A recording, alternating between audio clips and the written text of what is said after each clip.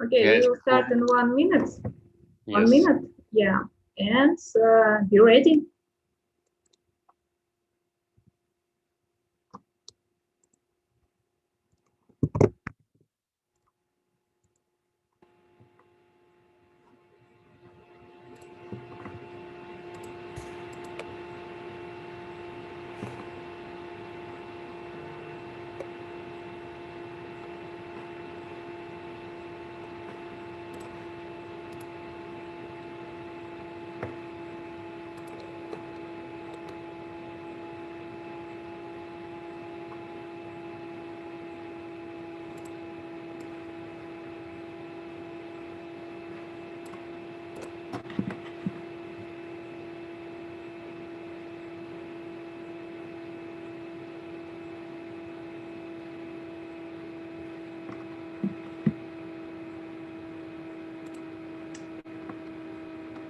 So, I think we can start.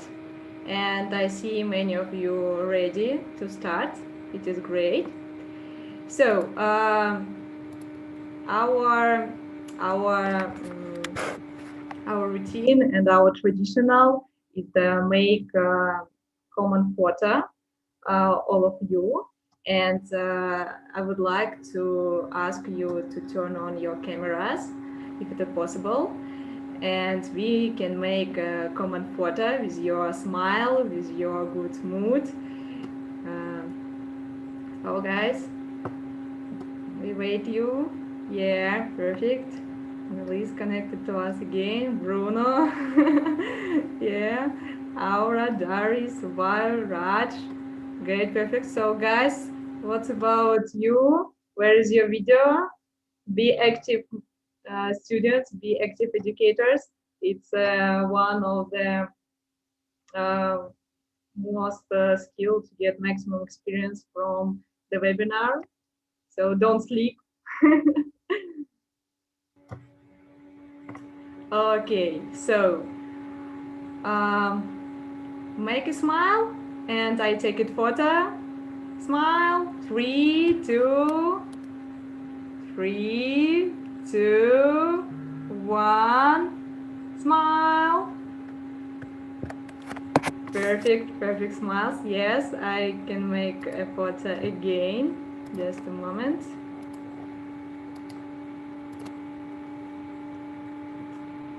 So, are you ready? Oh, yeah, perfect. Hoa, hello. Enoch, Dwayne, perfect. Ujibal. Okay, so 3, 2, 1, smile. Perfect. Yeah.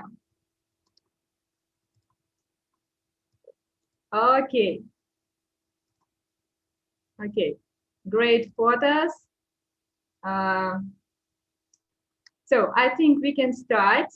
And first of all, we will start from our introduction and from the short course interview. And I will tell you about what COEX does daily and what what materials we have prepared for you.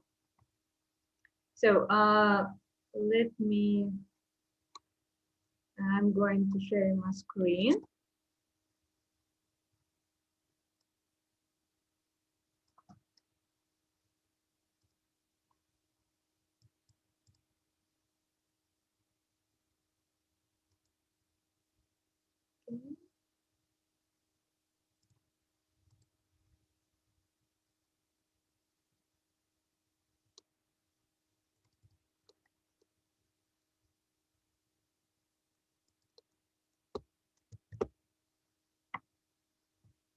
So did you see it? It's okay.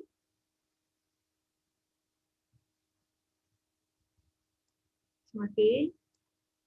Please help me. It's okay. Yeah. Yes, it's okay. Okay, perfect. So let's get acquainted, and let me introduce myself and Timothy Kondrativ. So we will be speaker on this in this webinar.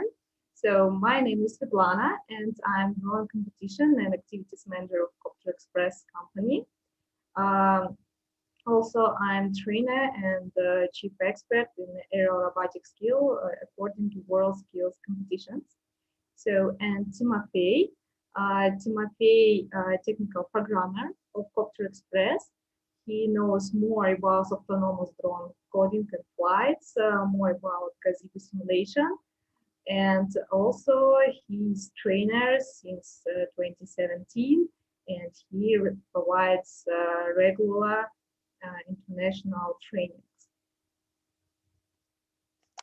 Okay, so I think we can start. And first of all, I would like to share with you some information uh, which we collected during the registration. And we were surprised about your interest and some statistics about you. So this is a list of countries who participate in our activities, and it's really interesting because it's cover approximately all Earth, starting from Eurasia continent, includes Africa, includes Latin America, and North America. It's a really great and interesting experience for us.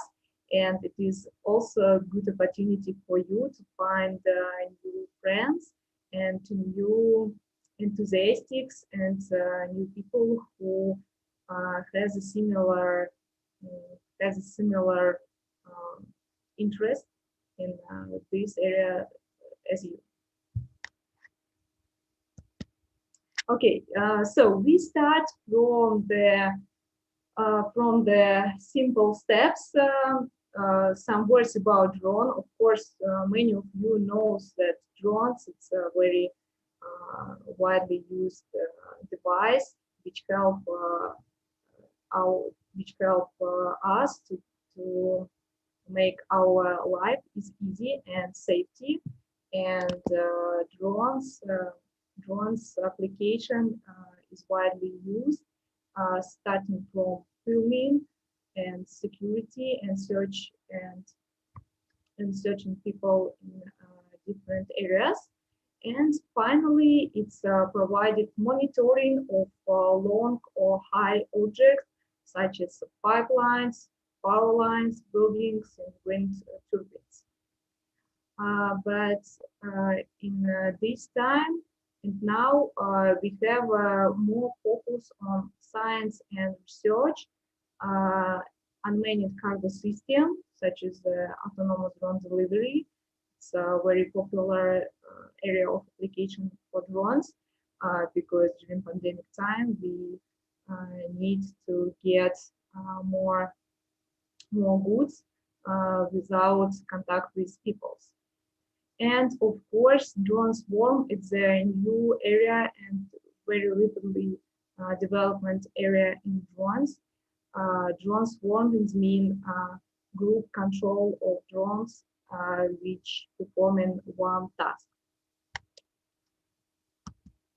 So, and welcome to our aerial robotics community. Now our community consists of more than 500 active members, as you know, and we cover more than 16 countries, which develop rapidly.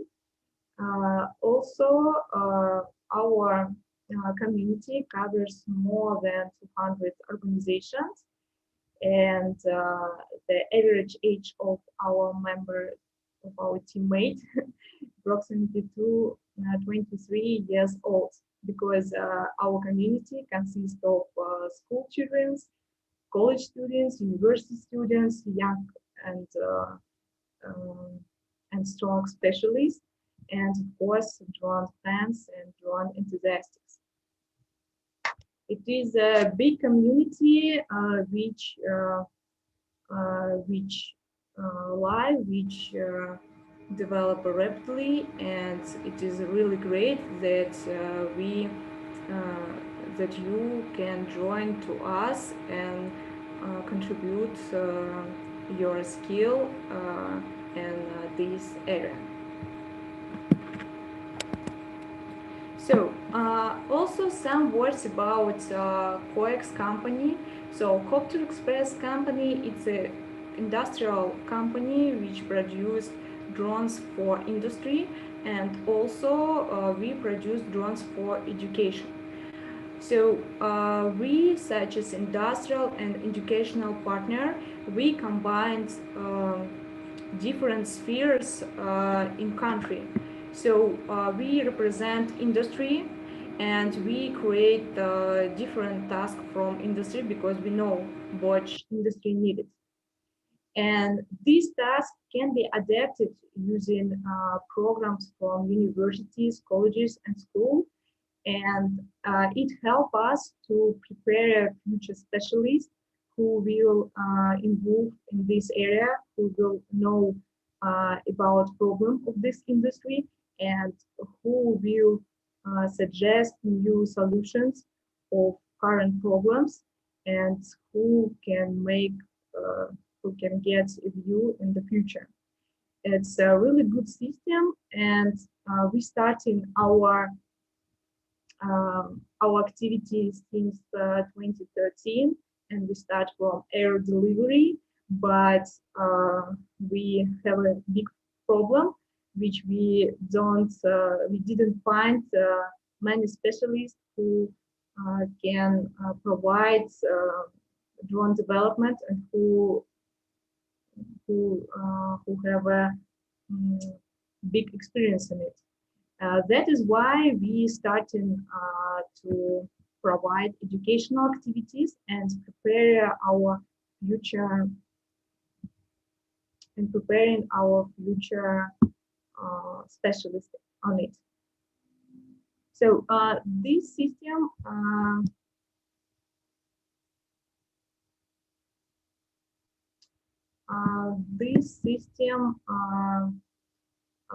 this system of partnership, this system of integrating help us to combine different organizations and different industry. So sorry, I see some problem on the YouTube, Timothy. What did you mean?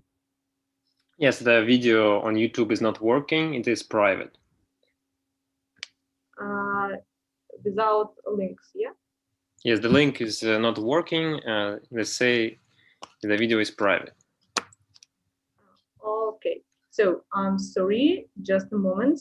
I interrupt my presentation and change some setup on it.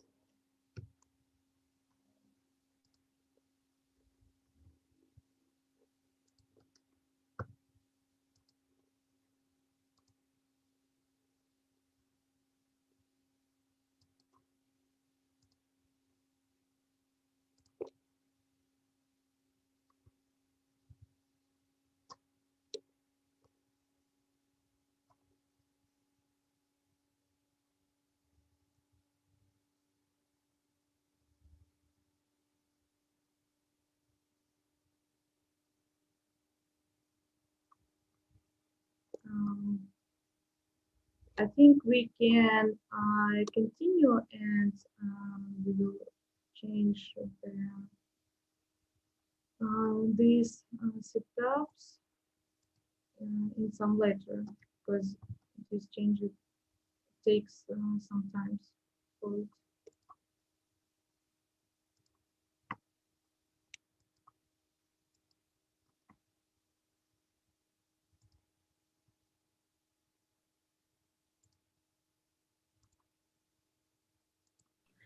While you fixing the problem, we can talk to you, to the audience, and we want to find out how many of you have never worked with Clover or with the simulator. Can you write in the chat, or you can even turn on your mic and say that aloud? It is important for us to know, because this session is intended for the people who are new, and we want to continue working with you later when you learn to use this software. So new people, anybody? They cannot to speak, but they can answer in the chat only. Yeah, because I see many new names that I have never seen before. Oh, and nice. So we have at least 3 people already who have never tried, or 2 or 3 people. Great.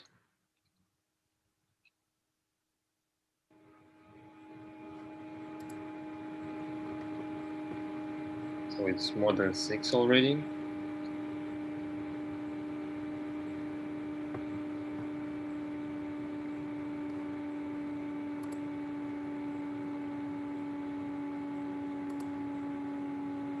Okay. So we will try to make this session very clear for you, for the beginners, and we would like to for you to be able to install it yourself later and try everything you see today and tomorrow.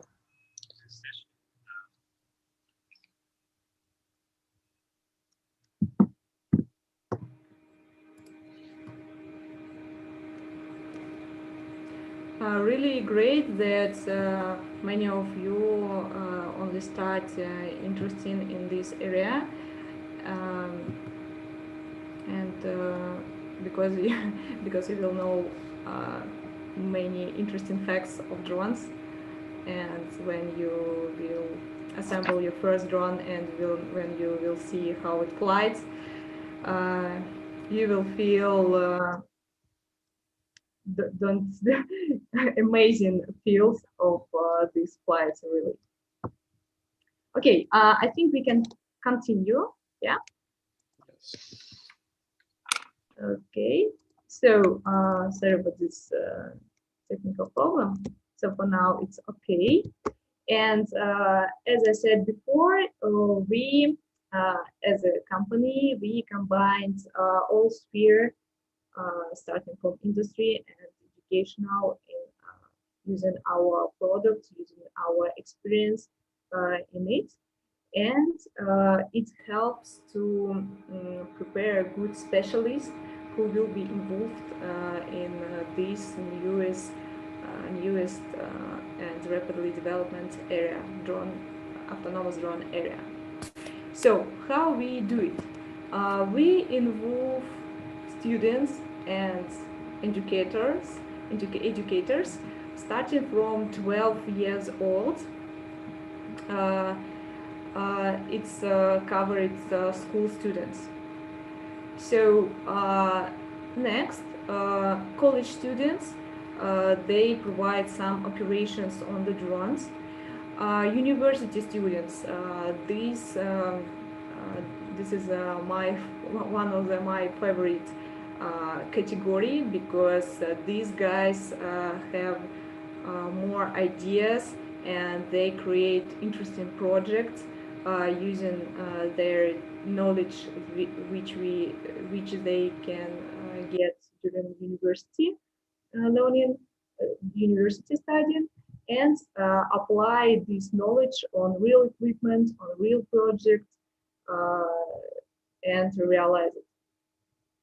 So a young specialist also includes a separate category, because they work with industrial equipment. They perform in a real task, and also they test different equipments, starting from small drones and finally the big drones for delivery heavy goods. And of course, in Russia, we have some program for training for people who has a more than 50 years old, but they have opportunity to change their profession and start getting experience in the drone area. So this big covering help us to combine many people from different areas, from different experience, from different area of or job. So, and we use open source platform for it. Open source platform allows us involve developers who wants to share their experience, who wants to base on the on the current solution and create a new solution of it. And we starting our education from Clover and from educational drones and goes to the industrial drone such as Pelican. This track of this educational track help us to prepare it students working with industrial equipment. We start from educational because it's cheaper, it's small, and it's more safety for all. And next, they need a small time to adapt their knowledge to the industrial drones because our products such as educational industrial drones, they have the same electronic parts. Pelican and Clover using flight controllers such as based on the PX4 software and single board computer Raspberry Pi 4 for performing autonomous flights. It's really great because our students, which be involved in 2017 year now, they are working in our internship program with the big drones such as the Pelican. It is really great because they know about features of this platform and they know how it works. It's really good experience and way and career way. So some words about educational quadcopter kit which we use for it. Of course, this drone includes many electronic parts which allows to learn how drone uh, which main elements of drones, how it works, what about their functionality, and this knowledge helps students to understand principles of drone development, hardware development, and after this assembly of floor, they can create any type of drones, big drones, small drones, and with different type of drones, hexa, coaxial, octocopter, or STOL, for example.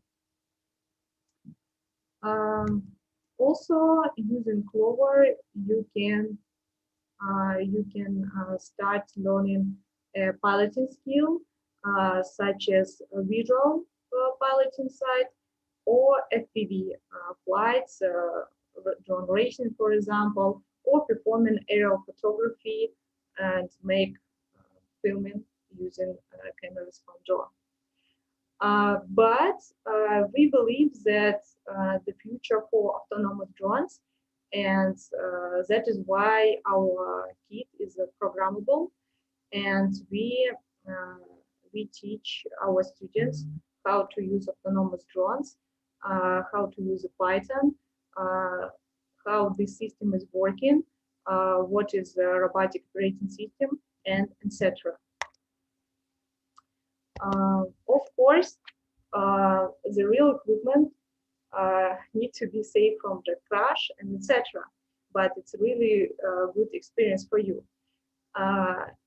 And in this case, we developed the special online courses in the simulation, in the Gazebo simulation environment.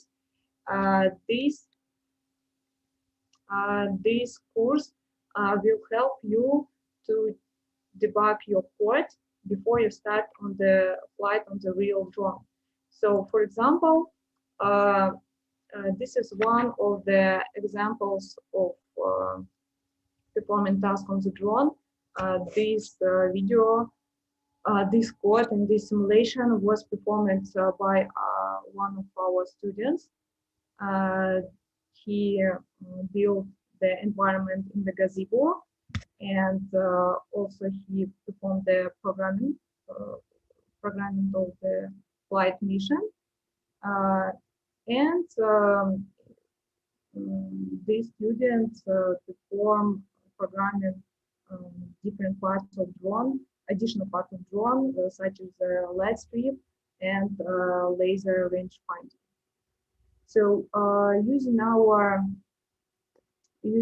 courses, you can provide more debugging, more types of debugging of code. Start learn Python and C++ language, and get started working with robotic operated system.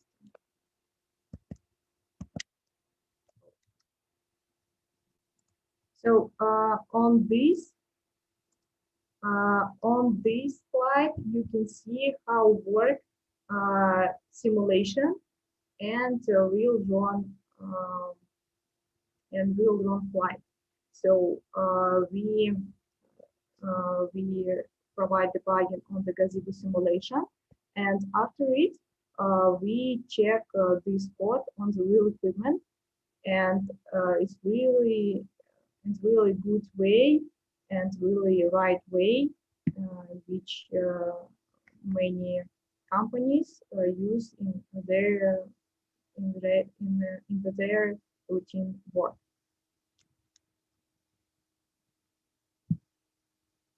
So this task was people monitoring and illness people detecting. In this task, we check the skills working with QR code recognition, lead slip indication, and tech support preparation for it. You can be a part of the aerial robotics and create something new, of course. So our system is open, and it is mean that you can create your project, and we really believe that including new specialists, new people who are interested in drones and autonomous drones, they can change the future. And that is why we support projects which based on the open source and which compatible with the Clover system. So on this slide, you can see some examples which our students performing, such as a diploma project or internship project.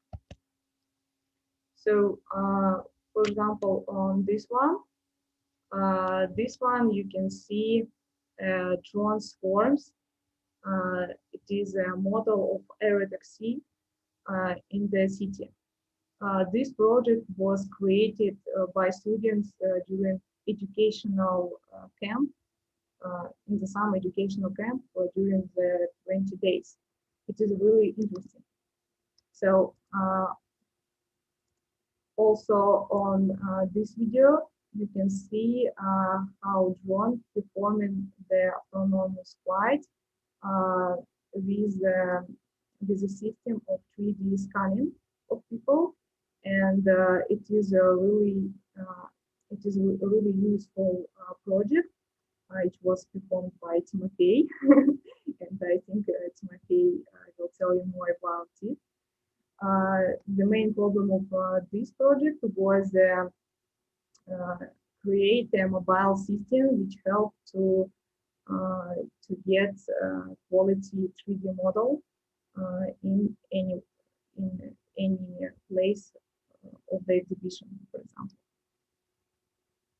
So I think you have a question how we support your ideas, how we can help you to realize it.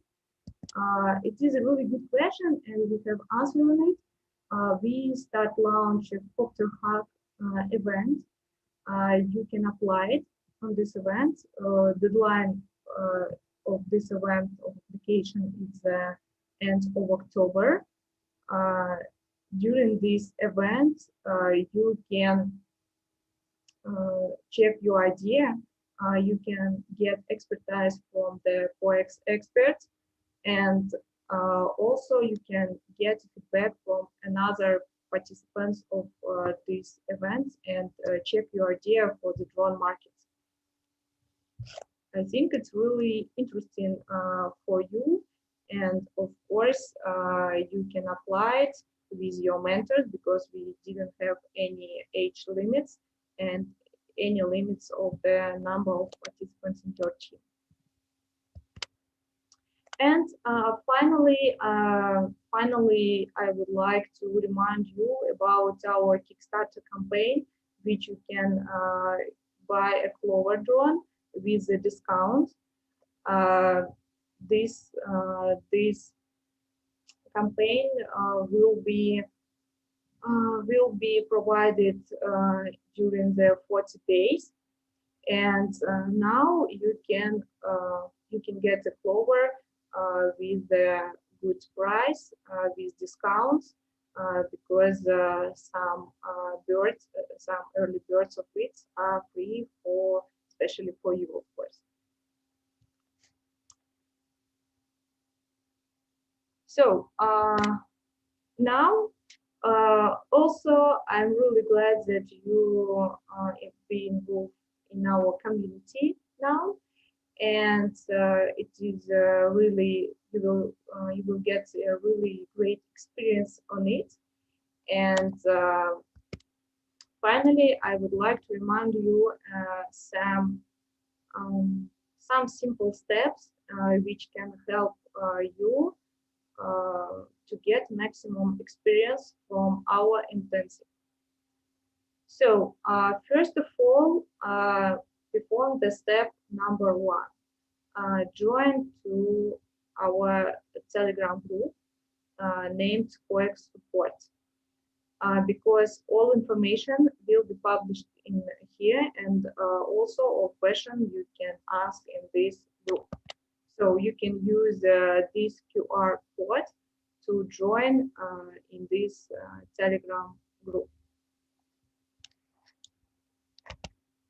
So step number 2, we will work in the webinar mode. It is mean that you will get information from us, and I really advise you to listen all information and watch the video for now. And when the webinar will finish, repeat all steps which Timothy will demonstrate it to you. After this repeating, you can ask the question in our COEX support group, but please use this hashtag when you make a question with the Gazebo simulation or another question which related to this webinar. It is help us to lose nothing. So I think it is all from my side, and if you have any questions, you can ask in the Zoom chat for now.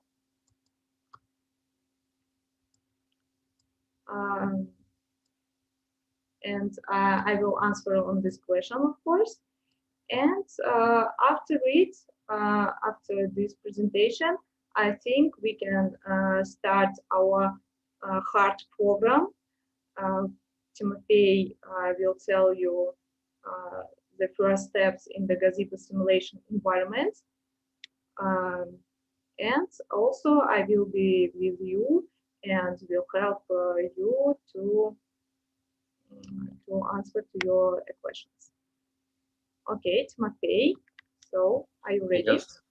Yes, I'm ready. Yeah, perfect. So I think we can start. And good luck, guys, and have a good one.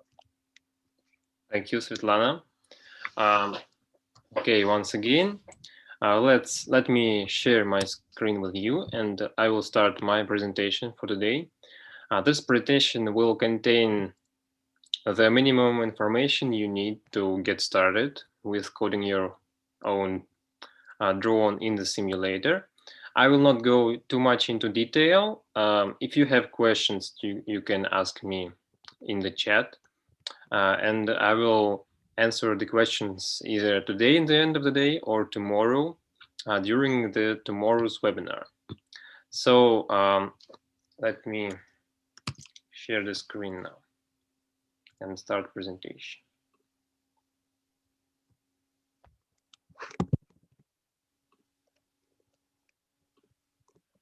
Okay. So welcome to the day one. This is the Clover drone. You just saw its capabilities. I will not go too much into that for now. So what is the product page of the drone? So here's the link. We will send you the presentation after the webinar. There is the link to the knowledge base of Clover, where you can find all the instructions on how to build and how to program that, and how to edit its settings. The hardware of the drone is pretty typical for a drone. If you have a real Clover, you will get something like that. And the drone with its motors and the flight controller, the speed controllers, the battery, and the RC, and so on. But now we are only working in the simulator. It works almost identically the same as the real drone. Physics is a little bit different, but the flight is still pretty similar. The brain of the drone is a Raspberry Pi computer. There on the Raspberry Pi, we have a set of software. It is not only on the Raspberry Pi, but also on flight controller. So just a quick overview of the software we have. On the flight controller, you have PX4 firmware, which is a firmware that is developed to be able to work autonomously and to connect to an external computer like Raspberry Pi. So this is a very powerful open source software. And the navigation works with computer vision. All of those links are clickable. You can click them and check the articles about them. On the Raspberry Pi, we have the Raspbian OS installed, and we have a special modified version that we ship and distribute on our website. You can also find the information on the software for Raspberry Pi on our knowledge base. And one of the main parts of it is the ROS, which is a robot operating system. So think of it as a software that enables different sensors work together and different robots to connect to each other and exchange messages, read and post topics, and perform some tasks with services. So the protocol for communicating between flight controller and the onboard computer is called MAVLink. And on the ROS side, you have a module called MAVROS, which enables to connect flight controller to ROS. So we get a robot that is a drone, and it flies autonomously. On the right side, you have links for the simulator, which I'll go into more detail soon. But before we go to the simulator, let's have a few words on the navigation systems. The most famous navigation system is GPS. It's a global positioning system that works with satellites. But as our drone is not intended a Clover drone is not really intended to work outside. So it works indoors, and the GPS in the building is not really working. So we need another navigation system for our drones. One of the most powerful navigation system is called motion capture. You have multiple cameras in the building. They may be even outside, it doesn't matter. And the drones that basically have some reflectors that cameras can detect, and all the system provides information of the drone's position, sends this position to the drone, and the drone knows where it is located. This system is very expensive, so we cannot use that. You cannot use that. Most people just can't afford it. This is why we are using a more easy to use and cheap navigation system. It's a vision-based navigation. This is actually a field of Aruku markers. Those markers contain value of a number, and the drone's camera will detect these markers, and based on what it sees in the camera, it determines its location. So very easy. You can put markers on the floor or on the ceiling, on the walls, put the correct map into the drone, and you will be able to navigate in this building. So this is a simulated version of our drone. You saw that today in the videos. So this particular flight does not use navigation with Aruku markers. It uses optical flow, which is another way of navigation, not very precise, but still allows the drone to hover on one spot without moving too much side to side. And you can even go forward, backward, and any other side you want. The next part will show you the use of Aruku markers. So here is Aruku marker detection. In our simulator, we have the same software that is working on the drone. So you can program it just the same way that you do on a real drone. This is why it's very easy to switch from the simulator to a real drone. Of course, you have to use safety guidelines when you fly a real drone. It will cost you much if you break something, but still you will get your basic knowledge on how to write programs and how to start the drone. So the drone is also equipped with an LED strip, so you can change its color and the intensity of the light. All right. Before you install the simulator, make sure you have quite powerful computer, because if you have not very powerful computer, it might run either too slow or not run at all. The recommended specs of your computer are 8+ gigabytes of RAM. It's better to have 12 or 16 gigabytes, because half of the memory you need to dedicate to the virtual machine. It works best with Intel Core i5 or i7 processors. It is a very processor-intensive application, so you need to have a very powerful machine. It's better to have a discrete dedicated graphics card with at least 1 gigabyte of memory, of graphics memory, because there's graphics in the simulator, and you need to accelerate graphics with the graphics card. It will also work on a laptop that does not have a dedicated graphics card, but the performance will be slower. And you need to have 30+ gigabytes of free hard disk space, HDD or SSD. SSD is better, of course, but it will work on a HDD as well. This is the list of useful links. We will send you all these links in the chat called help desk, the tech support on Telegram. And After the webinar, you will be able to click all these links and install the simulator yourself. So let's go to the instructions on how to install it. The first thing, you need to make sure that your computer, that virtualization is enabled on your computer.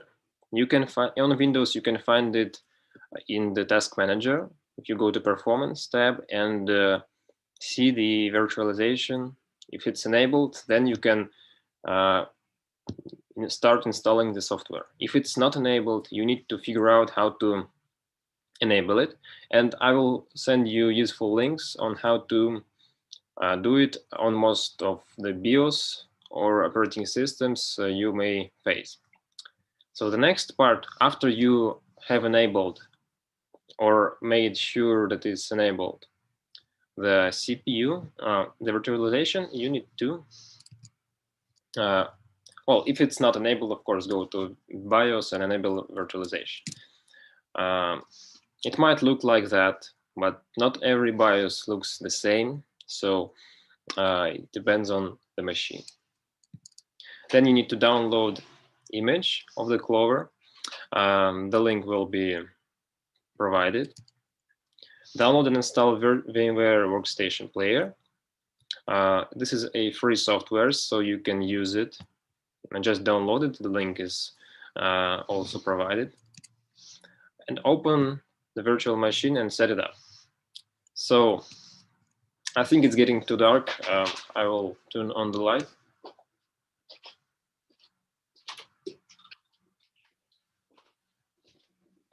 Okay, let's go to the interface of this program.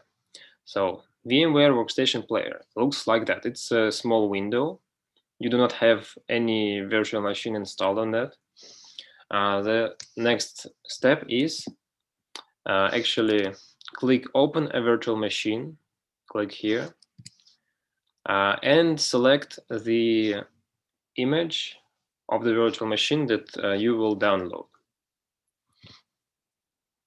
Click Open, and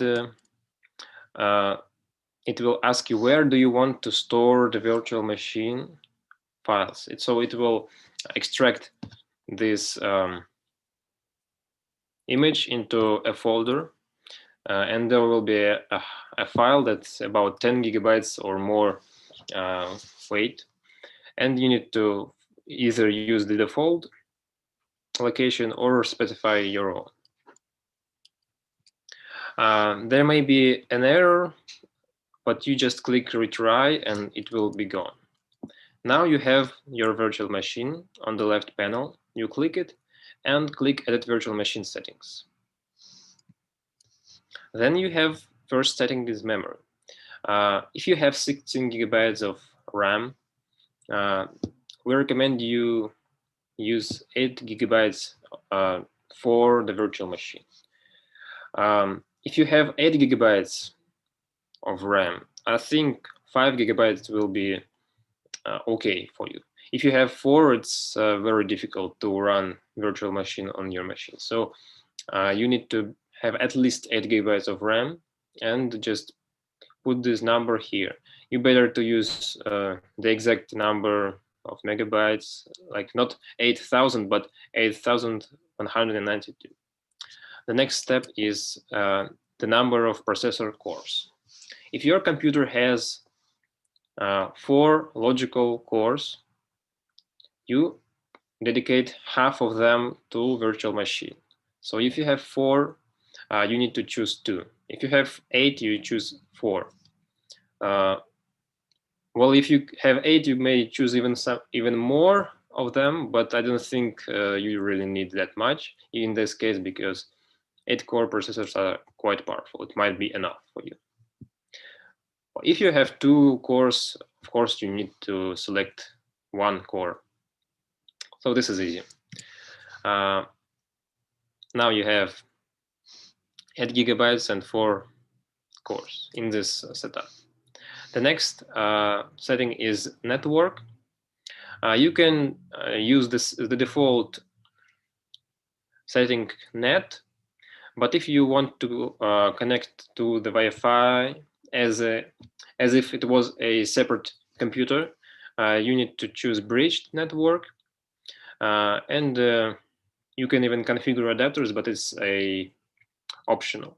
You just click bridge and replicate physical network state. Okay, the next, USB. If you want to attach USB devices to your virtual machine, select the USB compatibility with USB 3.0, but it's not really used so often.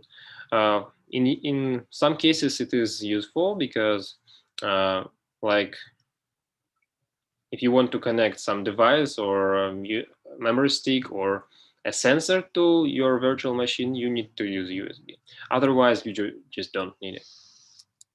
And the next very important step is in the display settings, click Accelerate 3D Graphics. This is very important. If you don't do that, you will lose maybe more than half of performance.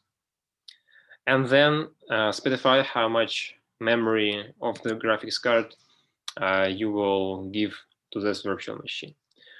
You can use recommended, or if you have like 2 gigabytes of memory of your graphics card, select 1 gigabyte and it will be good, very good. The next step is go to the Options tab and select VMware Tools and click Synchronize Guest Time with Host. This is important because if you have time that is not in sync with your computer's time, with the world's time, you will not be able to use internet. So just click and synchronize guest time with host.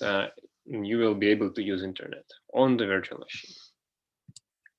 Now you can close, you can press OK and settings will be closed. You have your virtual machine here. Make sure you select the right one and click play either here or here. And now you have your virtual machine open, and you can maximize the window or you can stretch it to the size you want. So this is basically a operating system inside your primary operating system. You can copy files from Windows to the virtual machine, copy lines of text from and out of the virtual machine. So it is enabled. It's very useful. So you can download a file on your Windows or if you have a Linux or Mac OS, you can download it on your primary OS, then copy them and paste into the virtual machine. Okay, this is it for the settings of the virtual machine. Let's go back to the presentation. So as the virtual machine works on Linux, you need to be familiar with the basic commands of the command line. This is the list of the most used commands. There are, of course, many more of them, but this is what you need to know. I will show you how to do that, how to test everything on my virtual machine.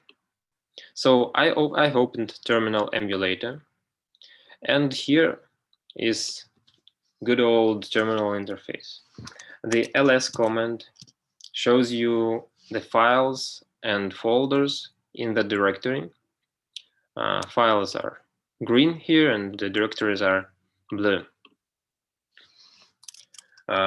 You can go to any directory that you want by writing command cd space and downloads. I want to go to downloads. I write down and press tab. It will complete the downloads name. I press enter and I'm in the downloads folder. Well, it's empty now. I press ls and there is anything. There is nothing inside. Let's see what other commands you can used to create directories. If you want to create a directory, you write mkdir and the name of the directory. But I will not create a directory here. I want to go back. To go back, I can type cd spacebar dot, and I'm one directory back. And here I want to create a directory called programs. This is the directory where I will store my files, my Python scripts, in order to run them later. So mkdir programs. Let's go ls again, and let's find this directory. Yes, here is the directory programs. Let's go to the program cd er tab, enter. It is empty, of course, so I might not type ls. ls stands for list, of course. And let's create a simple Python program called test.py. I will create it with nano test.py. Nano is kind of a notepad. Of course, you have very different hotkeys, and it will not work exactly like Notepad. You cannot use your mouse to navigate. You can only use your keys. And here, let's write print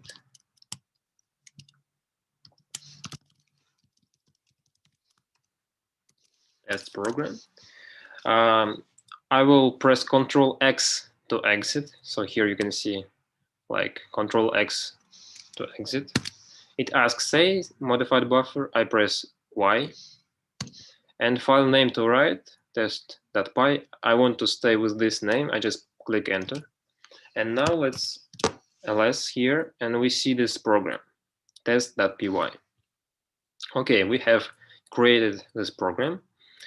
We can run it with the command python and the name of our program. So let's go and write python test.py. So the program output is test program. So the program has worked perfectly. Now we can actually either move this program to a different directory or rename this program with the mv command. So mv test.py. I want to move it to the previous directory. So I can type /test.py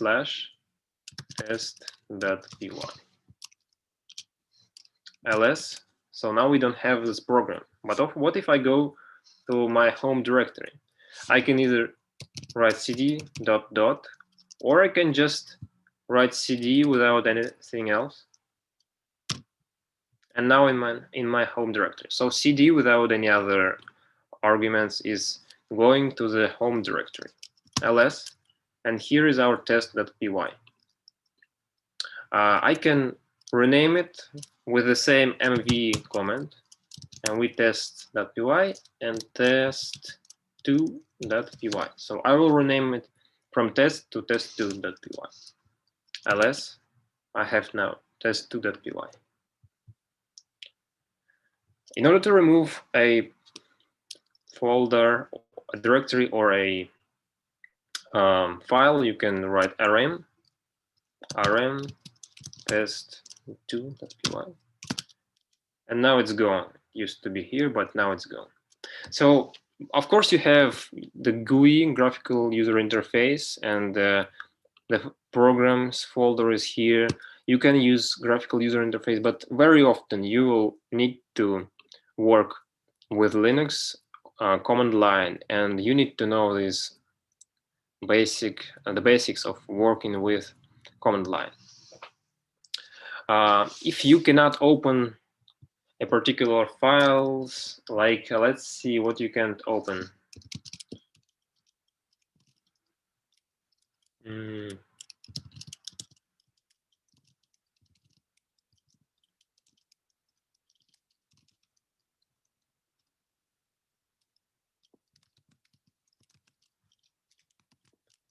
Well, anyway, it's not really important. So if you want to open a file and it doesn't open because you don't have permission to do that, you can type sudo nano.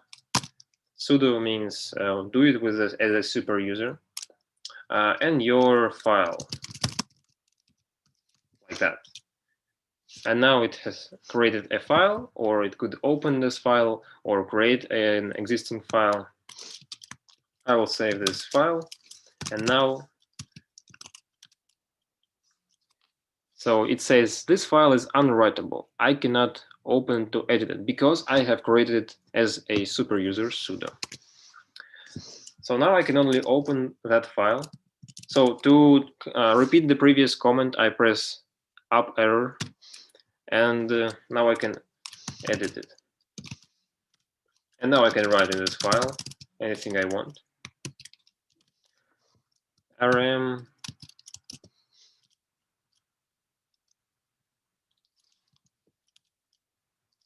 I have removed this file.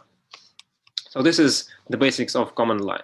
And now we can create actually a program and try it on our simulator. After I create the program, I will tell you a little bit more about the frames of reference of the drone and how you can use different frames of reference. So let's begin the most interesting part. We have Visual Studio Code plus roles. Let's open this program and open the directory, like open a folder, home, programs. Okay, this is the directory where we will store our files.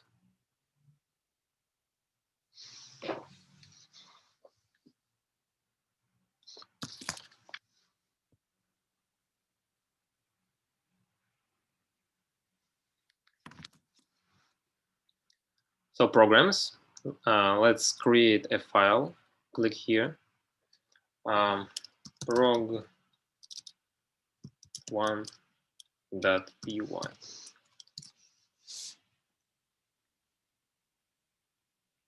Guys, can you see the screen well, or maybe it's too small? Just write in the chat for me to know that. So it's okay, but I think you can increase the font if you can do it. Increase it. Yeah.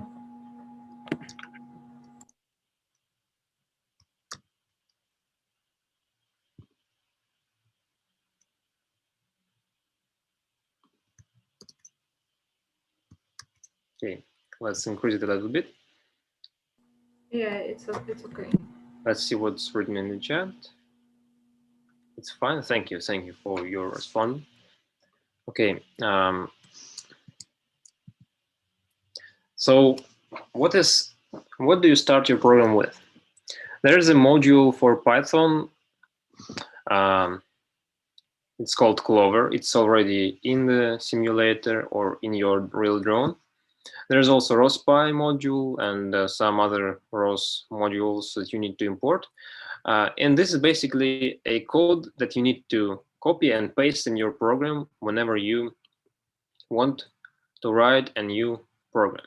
How can you find where to find it? How can you find this piece of code? Very easy.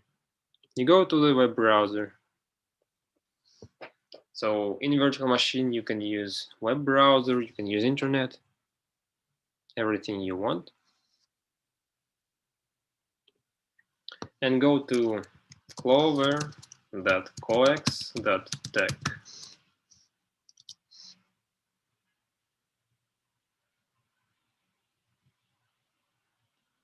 Let's choose English.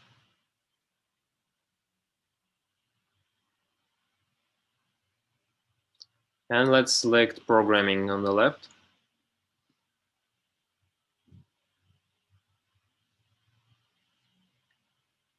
And here you can in the programming article itself, there is a example code that you can copy and paste in your program.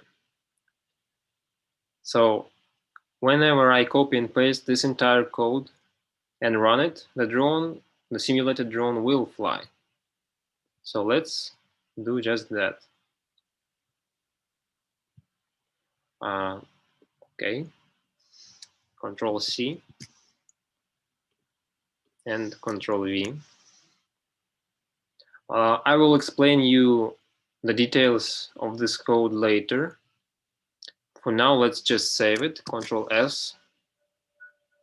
And you can launch your code either by clicking Run Python file in terminal here, or you can go to the programs folder.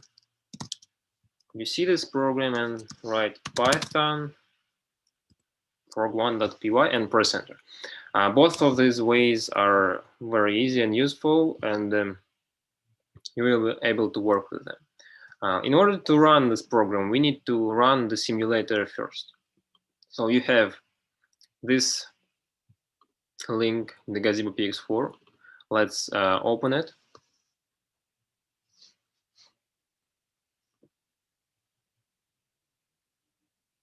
It might take some time to launch all the services and all the ROS nodes, but when it's launched, you can start your programs.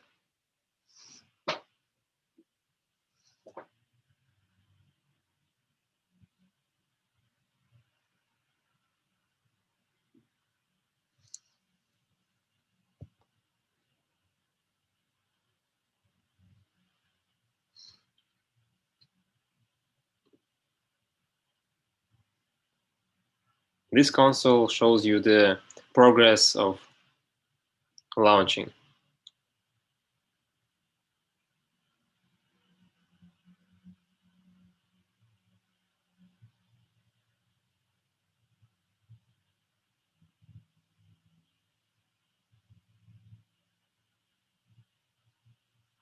Okay, here's the simulated environment. I have some objects on the scene. I have put them manually before. So when you download your simulator, you will not have these objects on the scene, but we will have this field of markers and the clover itself.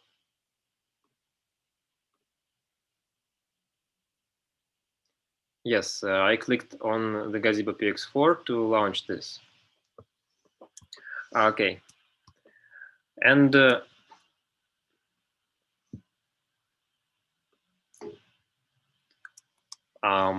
below here, you can see FPS and real-time factor. They are quite low because simulator takes a lot of power for my machine to work. And also, if you add zoom and video streaming and the camera, my processor is suffering now.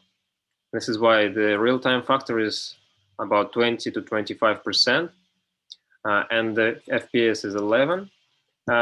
It is actually fine to work with because you are testing the program and not the beautiful image that's running smoothly. If you have a powerful computer, you will have a real-time factor of 99% and the FPS 60. Let's see what happens if I run the program. I will run it from this terminal. Enter. Here's the drone. For you to understand, real-time factor means that how fast the simulation goes. It's now 20% of the real-time speed, so it's like 5 times slower than the actual drone would do. It is taking off.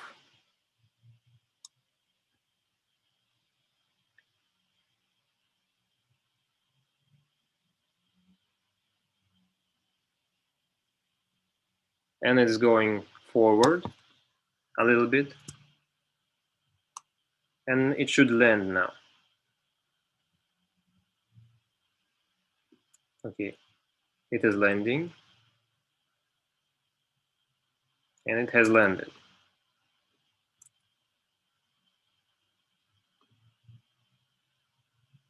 Yes, so this program is very, very basic and very simple.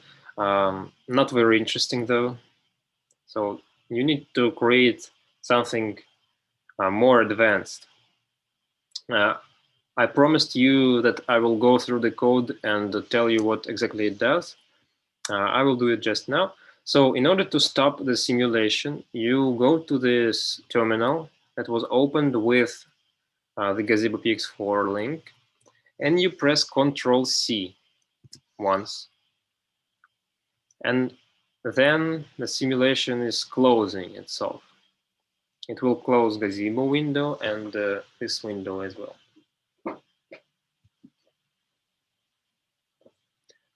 We'll give it some time to close. Okay. And now I have my terminal where I run my program. I can minimize it for now, and let's go to the code. So this is a basic webinar. I do not have time to explain you in details what services are, what topics are, but I can explain you a little bit. So this part of code is imports. You import ROSPy and Clover and services, triggers, and so on. Then you declare the node's name. In ROS, any program is considered a node in order to work with other nodes and with ROS. And then this is the name that I pasted in this program. So this program in ROS is known as flight.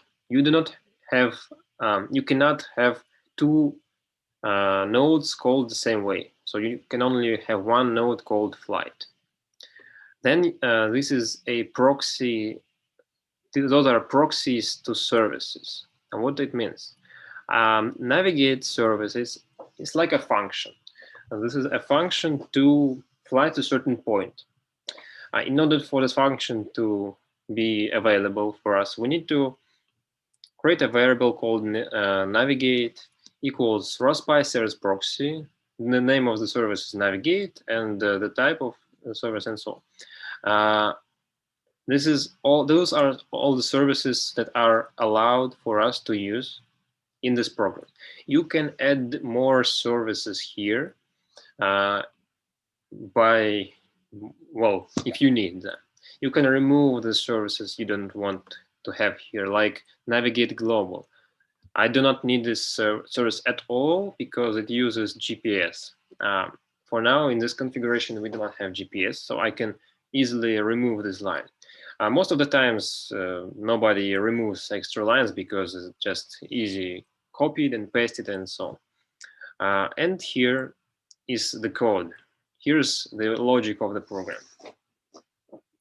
The comment here says take off and hover 1 meter above the ground.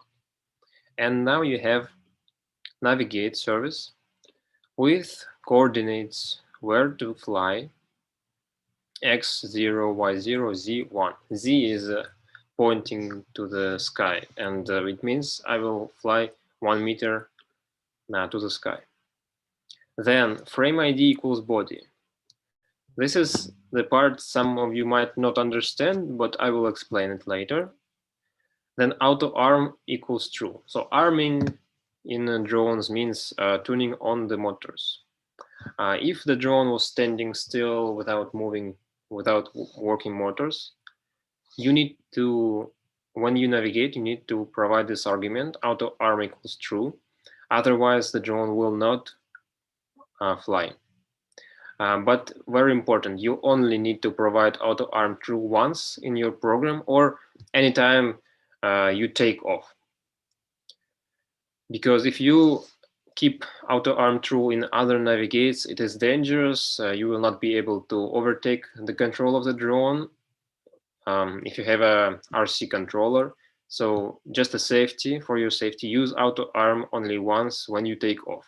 well, if you have landed and you want to take off again, you also need to use auto arm. Then navigate is a service, and the services are executed not in this program. So this program will not wait some time for the drone to take off. It doesn't wait, and it doesn't know if it has taken off at all. The program will continue the next line. But for us to have some time, well, if you want to give the drone some time to take off, we need to use the ROSPY sleep method. And 3 seconds. We will give the drone 3 seconds of sleep to take off. So this program, the program 1.py, will just wait 3 seconds, not in real time, but in ROS time. You remember I told you about real-time factor? So if we have real-time factor like 50%, and we will have ROSPY sleep 3 here, in reality, the delay will be 6 seconds because the time this uses the time of ROS, not the time of your clock. It is very useful in cases like this, like simulation, because very often the simulation is working slower than your than real time. The next service is also navigate. Now you have x equals 1, y 0, z 0. X is the axis that is pointing forward from the drone. So you go 1 meter forward and don't change z and y position. Frame ID body again. This is what I will explain very soon. And then ROSPY sleep, 3 seconds. You give the drone 3 seconds for that flight. The default speed of each flight is 0.5 meters per second, but you can change speed if you want. Let me open the article that describes everything you need to know about navigate. It is called Simple of Board. It's below the programming. So you click Simple of Board and you have again, you have this piece of code that you need to copy and API description. So here is all the services that are available for you. Get telemetry and navigate. So navigate is described here completely. XYZ, yaw rate, speed, auto arm, frame ID, and yeah, this is the last argument for navigate.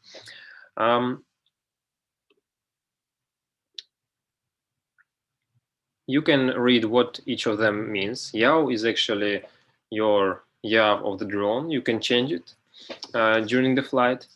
Yaw rate is the speed of change, the velocity for yaw. Then you have speed, which is by default is 0.5 meters per second. Auto arm, frame ID. So frame ID. Let me now explain you what that is. So coordinate systems are called frames in ROS. And on this picture, this is the picture that is taken from the drone's camera. The camera is pointing down, and it is seeing the Aruka map. This is a line of Aruka markers. This is the Aruka map of the drone. And you see the x-axis, y-axis, and z-axis of this Aruka map. On the right side, you see the same picture, but a drawing of how it's positioned in the drone's memory. So this is the drone that is looking here, and the markers are located on this line, somewhere here. So this frame, the frame that is derived from the corner of Aruka marker field, this corner, is called Aruka map. It is usually the origin of the ArucoMap frame is usually begins from the bottom left, from the middle of bottom left marker. So in this picture, you have a little bit different, but I'm telling you that usually the ArucoMap starts here in the beginning. So 0, 0, 0 in coordinates is here. Then you have the drone and its body somewhere in space. And the body frame is derived from the middle of the drone. Its x-axis is pointing forward, y-axis pointing left, and z points up. But a very important point is that when you tilt the drone, axis will remain the same, like z will be vertical and x and y will be horizontal. So when you move the drone, the frame will not turn with it. Only yaw will turn. So if you move the drone along like z axis, if you rotate it along the axis, the z x and y will change its positions. Z will stay the same. So the body, if we want to navigate using frame ID body, it means that you have the position of your drone, and you add the numbers x, y, and z to this position, and you fly there. So how does it look like in our code? We have the position of the drone in 0, 0, 0. We add 0 to x, 0 to y, and 0 and 1 to z. So the drone was here, and we don't add anything to x and nothing to y, but 1 meter to z. And this is the point where the drone will move now. So it will take off and fly to this point with frame ID body. So relative to the drone itself. The next navigate will be from the final point where the drone is actually located now. So now we only add 1 to x, which is the forward of the drone, and 0 to y and 0 to z. But usually we only use frame ID body on takeoff. In any other situations, it's better to use other frame ID, not body. Most of the times it's ArucoMap, because we fly the drone above the ArucoMap. And I will change this code the way that is easier for us to work with. So let me first fly to the height of 1.5 meters. Navigate. Then, and we can also specify speed. Speed equals 1. It was 0.5, now it is 1. It will take off a little bit faster. 3 seconds. Is 3 seconds enough for the takeoff? I think it is enough. It will take less than 3 seconds to take off, but sometimes the drone wasting time to spin its motors to the speed necessary for takeoff. Well, I think 3 seconds will be just enough for us. And navigate here, we will use not with body, but with ArucoMap. And one more very important point about ArucoMap is you always need to specify the height of the flight. So the height will be 1.5. And the coordinates you put here, they are not relative to the drone, but they are relative to the floor where markers are located, and specifically relative to the 0 point of the ARC marker field. So if the 0 marker was in this position and 1.5 meters is this height, so 0, 0, and 1.5 coordinate will be always here. And if the drone was away from that point and we navigate to these coordinates, it will go to these coordinates from wherever it was. So it could be originally here, it will go here. It could be there, it will go here again. So this is relatively to the field of markers. and you need to provide proper height of the flight. And now the drone will take off to 1.5 meters, and we make sure that the drone is in exactly these coordinates, 0, 0, 1.5. 3 seconds will be enough. And now let's fly to the coordinates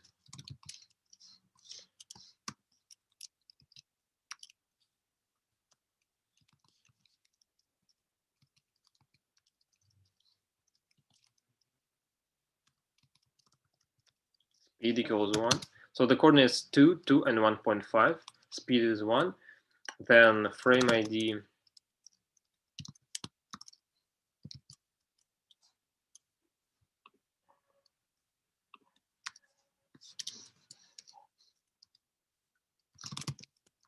our command. I do not provide auto arm true anywhere in these navigates.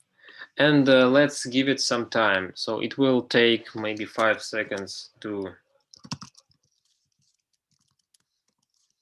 fly to this point.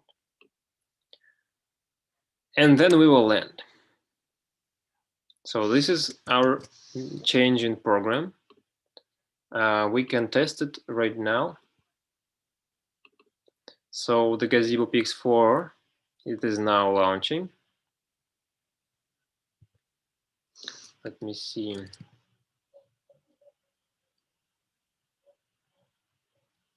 Yes, I just showed you navigate and land. Land is actually another service you can use. Get telemetry is a service. I think I will talk more about it tomorrow or later today if you have some time. Yes, and this is it for today. And after we test this program, I will answer your questions, and this will be it for today. Okay. I chose the height of 1.5 meters because those obstacles are 1 meter high. I want to make sure that I never hit them during the flight. So let's choose the terminal where we ran our program previously. This is our program, and I press up and enter. And I'm waiting for the drone to spin its propellers. We can find if there are some issues. There might be some issues, and they will show up in here. But I don't see any issues yet, which is great. So the program is working. The propellers are spinning. Well, some issues have appeared, but I think they might be not critical. Yes, the drone is taking off to the height of 1.5 meters, and it will fix its position in 1.5 meters high, right above this marker. And then it will fly to the coordinates 2, 2, which is here.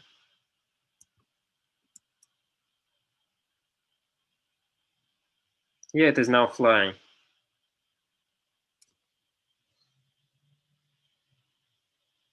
As you can see, it can fly over obstacles and even without looking at the markers for some time.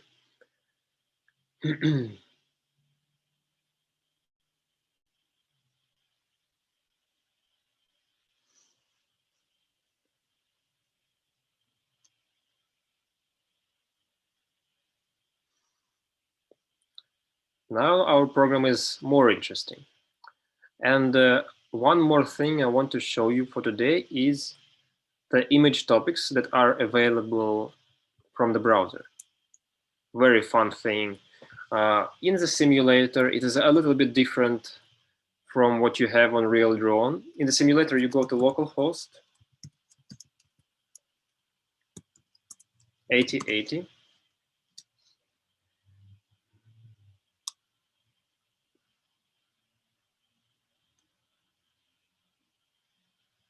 And this is actually a web server that is working on Clover, and you can find some fun image topics like Aruka map image snapshot. You can press this snapshot, and you will get the image of your marker field.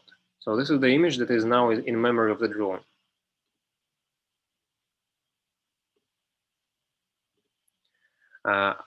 And you can see the camera image in real time, image raw. Right now you can see the square, black squares and white squares. But if you take off, you will notice that image will change. Another easy way to take off is to write in this terminal, to write commander take off.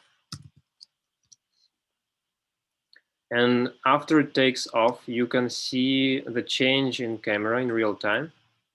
So let's see.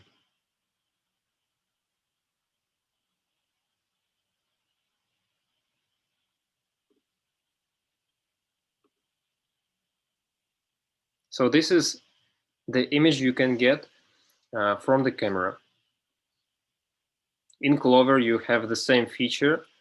In Clover, though, you have a fisheye camera that is not that straight. You will see distortion of the image.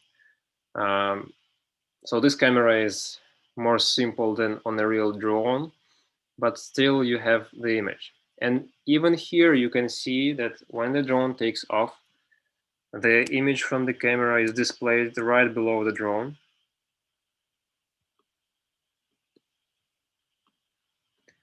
And the drone is hovering.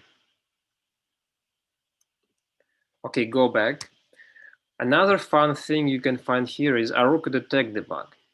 If you click this, you will see how the drone detects Aruka markers. So each of these markers has a number. You can see this is the marker called with the number 70.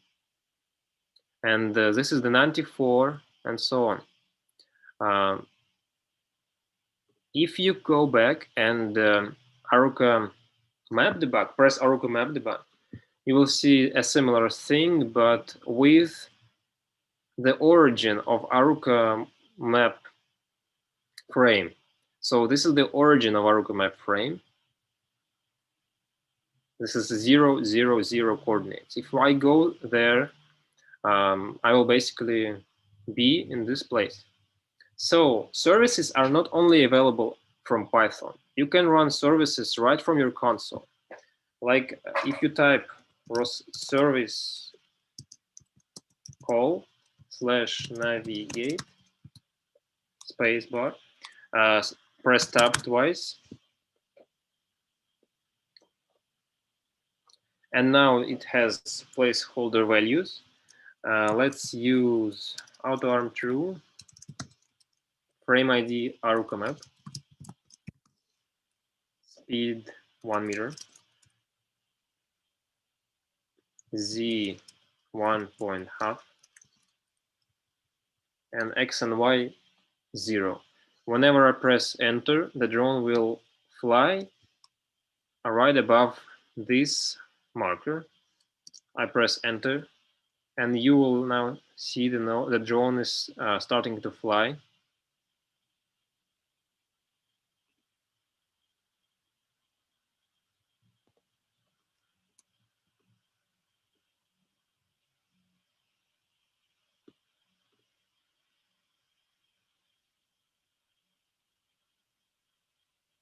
I hope it won't hit this obstacle.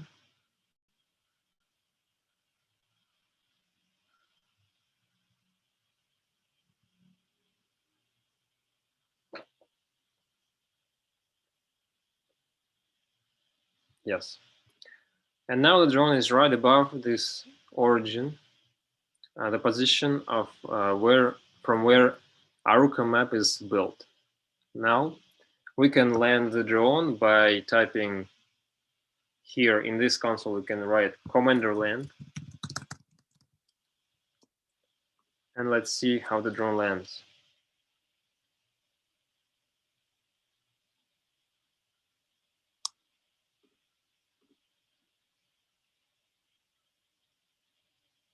Well, when it hits the obstacle, it just usually tries to reach through it, and usually it falls down later.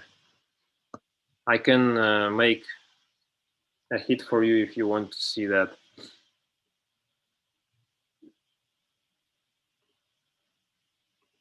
We can make a height of 1 meter.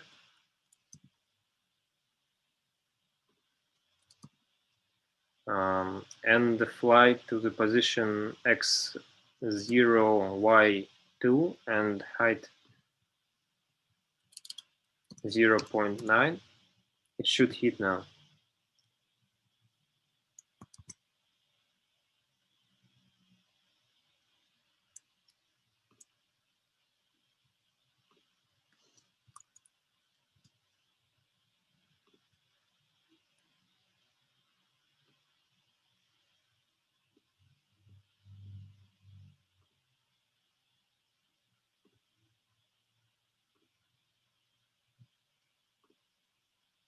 So I've ran the program, and let's see from a side how it will be hitting the obstacle. By the way, you can change camera view from perspective to orthographic this way. It looks a little bit weird, but still.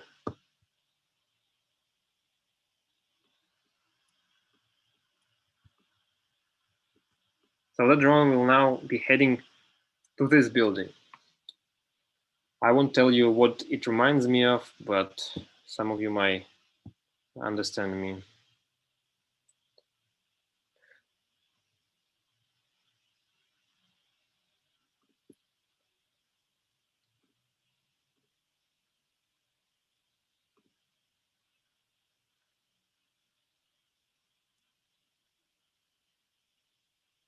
Okay, now there is a hit. But in the program you have a land service, so it will basically land whenever it reaches the line where it's the land line.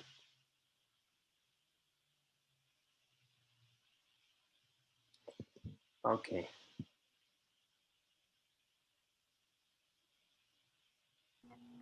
Timofey, I have a question. Yes. Can we make extremely high speed and hidden optical?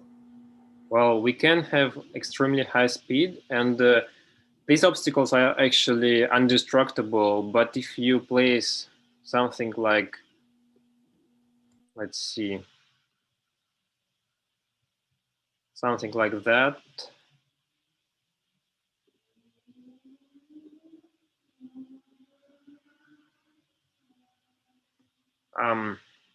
well, this type of obstacle is destructible, but I'm not really able to place it on top of that right now. And if it hits it, it will actually move the obstacle.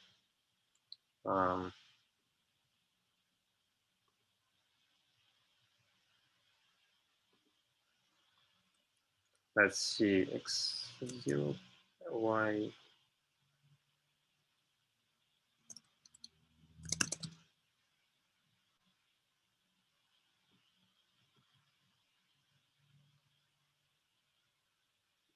I tried to put it on in here, but it didn't happen. I think here should be 1.5 meters. So x0, 1. Yes. Hopefully it will land on top of it. Yes, now it is on top of that. And whenever I need to actually move the drone from that position, because when it takes off, it will hit this obstacle. Never move the drone in the simulator like that, because it breaks simulators sometimes.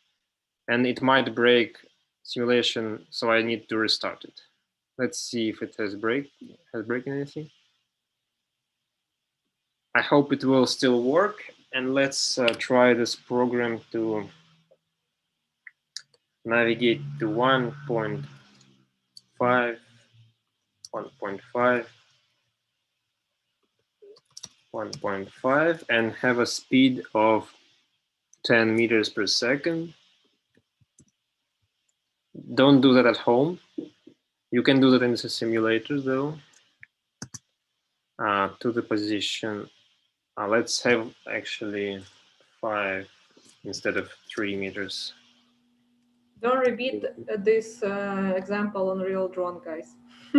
Don't do that in a real drone. It is dangerous. Okay, let's try.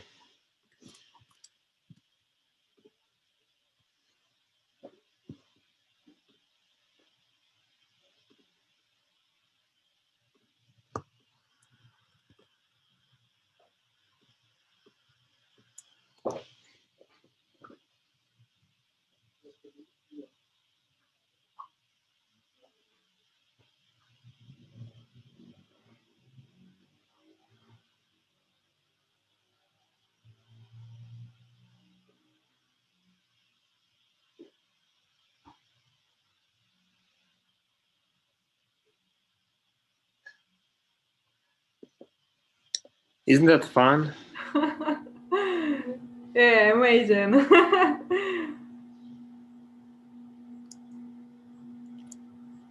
It just Drone. fell down, but still flying. Yeah, drone has amazing strong forces, fantastic forces. Yes.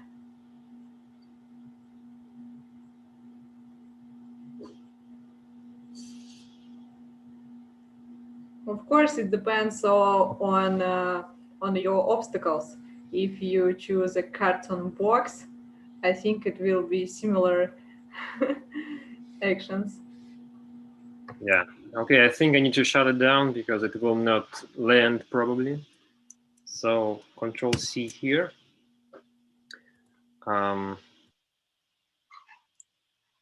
This is everything for this day.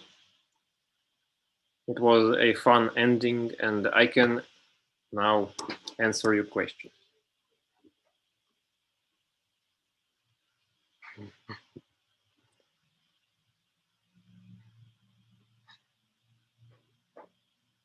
So the question was how to know if Aruko is detected in the program and doing precise landing. Well, ROS basically knows if the Aruko is detected, and you always have a telemetry available. Like when you have detection, you can fly to the coordinates in this frame ID. If you don't have Aruko detection, for example, if you flew away from Aruko map, it will basically not go to the position you provided. So it might say, well, I can transform from one frame ID to another, and it just won't fly sometimes. But other times it will fly by using a different frame ID. So for example, if you use frame ID map, I didn't describe you today. I hope I will describe it tomorrow. Frame ID map is always available, and but it's not very precise because it uses your internal sensors of the drone to estimate its position. Um, but it is precise when the drone also sees Aruko markers. So when you navigate in the map, it is always available. You can check in your code whether you see well whether you see markers or not. Like if you in your code call the service get telemetry and it will return you none values for position for your coordinates, it means that you just don't see Aruko map. So if you need, you may know that.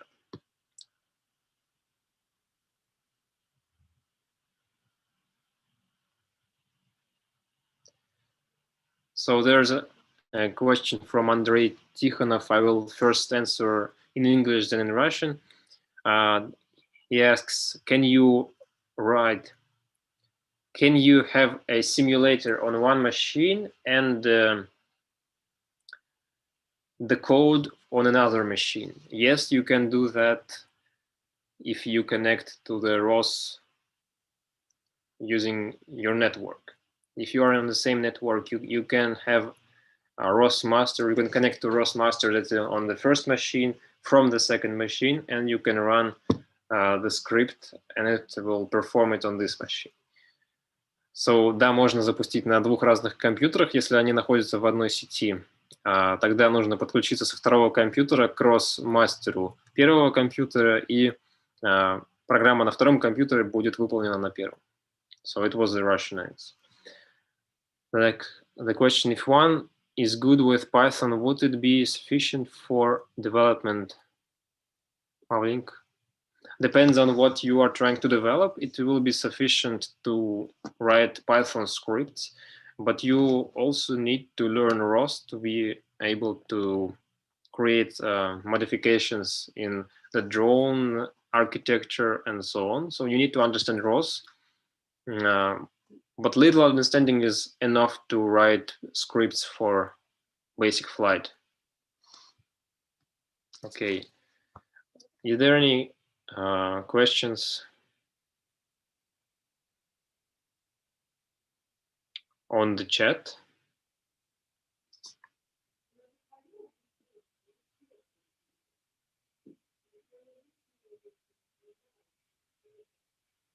So in the chat, I see some questions.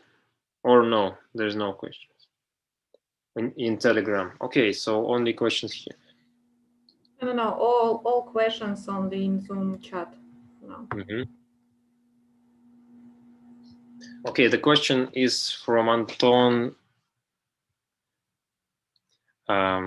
Okay, again, first English and Russian. When the drone is performing autonomous flight, can you control it from your remote controller?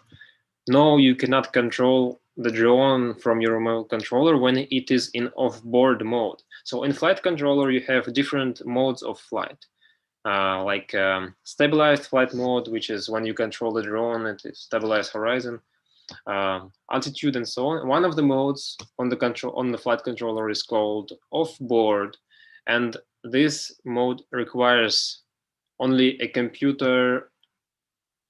computer-based control. So the computer tells the drone where to fly. When the drone is flying and you move sticks of your RC controller, they will not affect the flight unless you change the flight mode to any other. So in your controller, if you switch to change a flight mode to any other mode, you will now have the control of the drone, and you can land the drone manually. So now in Russian. Когда дрон выполняет автономный полет, возможно ли управление с пульта? Когда автономка выполняется, управление с пульта невозможно, потому что полетник находится в режиме off-board, а не в режиме stabilized или acro или еще что-нибудь такое. Но если щелкнуть переключатель для изменения режима, то можно управлять дроном, то есть мы перехватываем управление, когда переключаем режим на пульте. Okay, is optical flow always being automatically activated throughout the flight? In the default configuration, it is automatically activated, and it is always working, but you may disable it.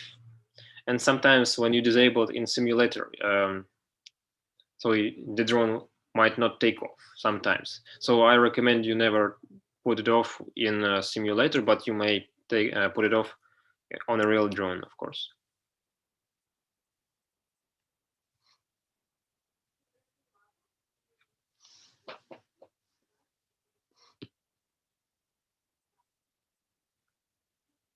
Okay, is there any other questions?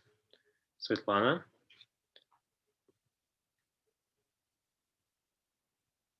RPI 0 is, when we tested it like a year or two ago, it was not powerful enough for computer vision, so it might not work still.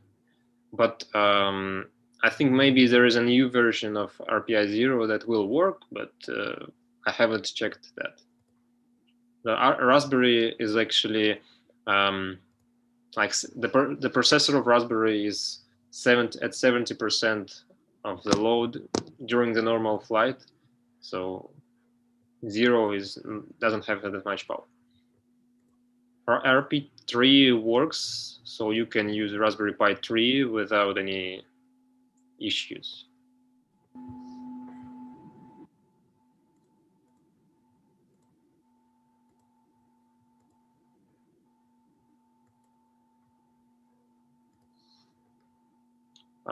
So the question was, if you use frame ID ARUCA both optical flow and ARUCA marker detection will activate it? Well, they are active all the time by default, so it doesn't matter what you put in Navigate. They are both activated and both working and provide more accurate flight. Yes, the Pix that we are using is like Pix Racer actually. Pix Racer is the closest thing to what we have on COEX drones. Thank you. It was nice to talk to you as well. I think this is it for questions. Now, Svetlana, you can close the event. So you can prepare your questions, and also you can ask us in the Telegram group. I have shared with you useful links and market it using the hashtag.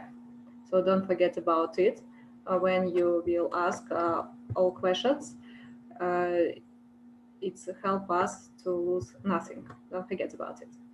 And also, it's really good, it's really great that you have a big interest in Gazebo simulation learning and drone development.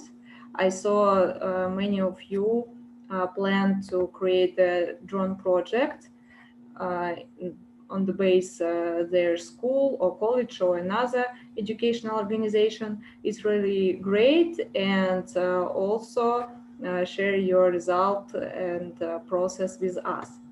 But it's not finished for this day, and I prepared with you some interesting task on this weekend, because we will meet with you tomorrow at this time.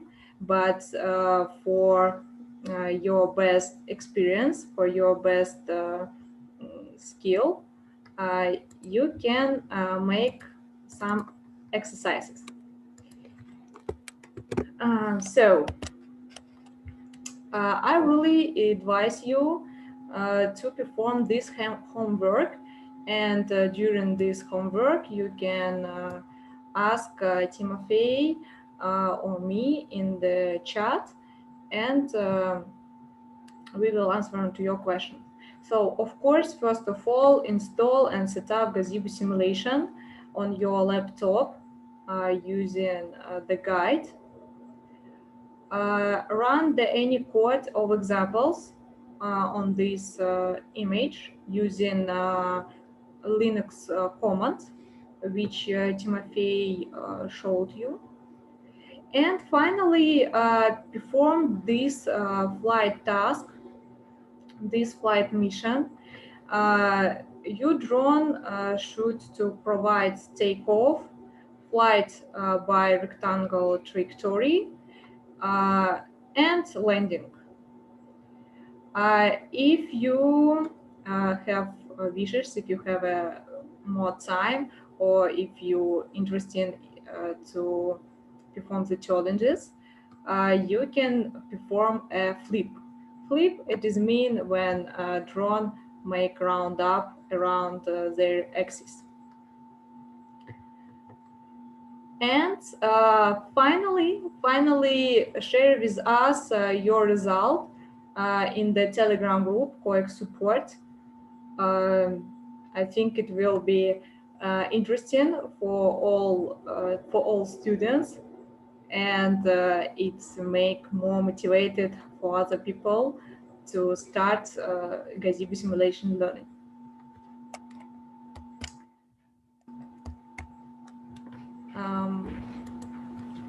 So don't forget to use these useful links. You can find it on the Telegram group. And also we will share with you today's presentation during the 2 hours, I think. And you can use it for performing your homework task. Okay, any questions?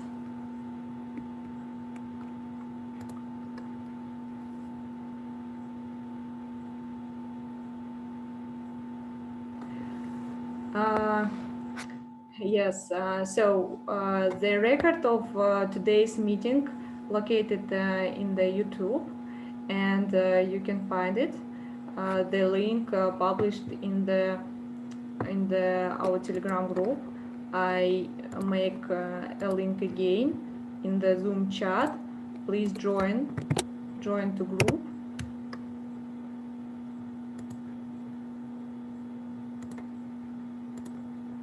Just a moment. Yeah. So use this link and join us. We will publish all activities, all materials, all news in this chat, and also ask the question using this platform.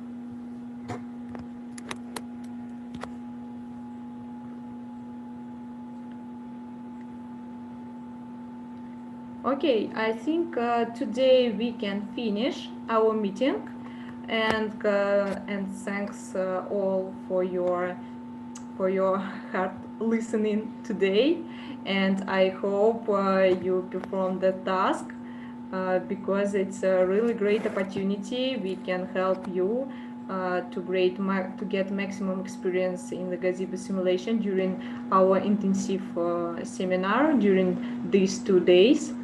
And it will be really great work and job for you, and after it you can share your experience with your students, with your colleagues, or another people who are interested in this technology.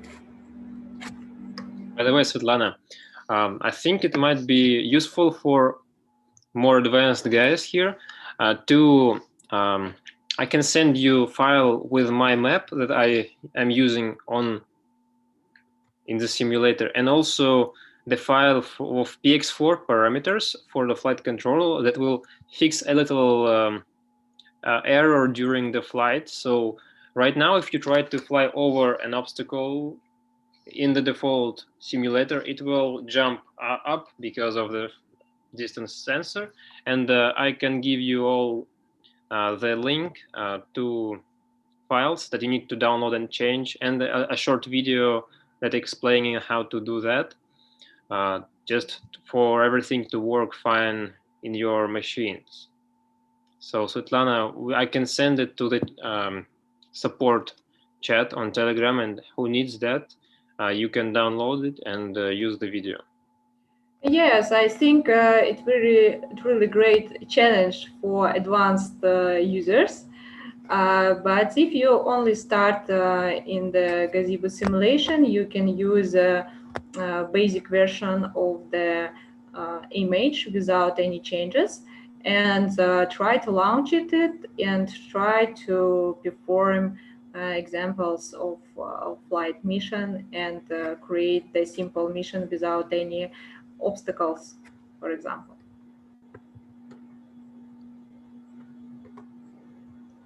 Okay, thank you guys. See you tomorrow, and in 3 o'clock by Moscow time. Don't forget to take with you your good mood. It will be more interesting and we will go deeper in the Gazebo simulation. And see you. Bye bye. Bye. Okay. Bye bye.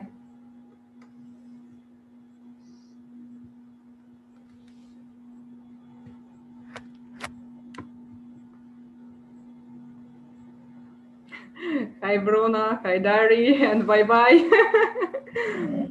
Chris.